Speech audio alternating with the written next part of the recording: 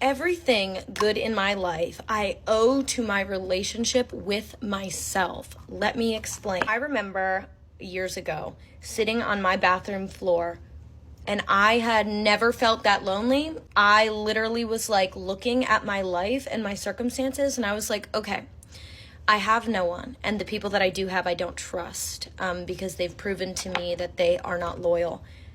So that means I have no one at all. And through that absolute bitch of a rock bottom, that's where I found peace and happiness. Genuine internal peace and happiness. No relationship will ever work like it will after you have that with yourself, okay? Just trust me when I tell you this. And in that moment, I didn't realize it then, but I realize it now. I began to prioritize myself so much so that I would not accept mistreatment from anyone in my life.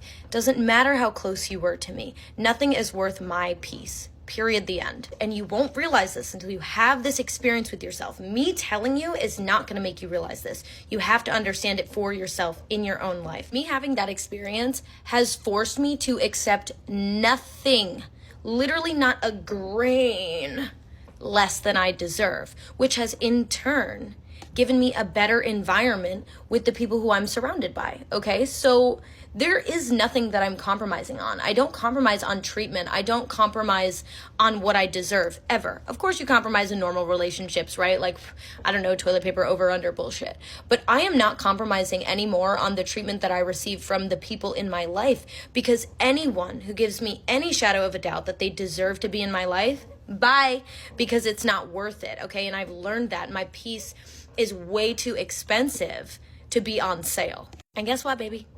Yours is too. Sometimes we slip into this space of hating to be alone, so much so that we will accept less than we deserve. Your peace is too expensive to be on sale, bitch. Remember that. And I am at a point with myself which I don't think will ever go away.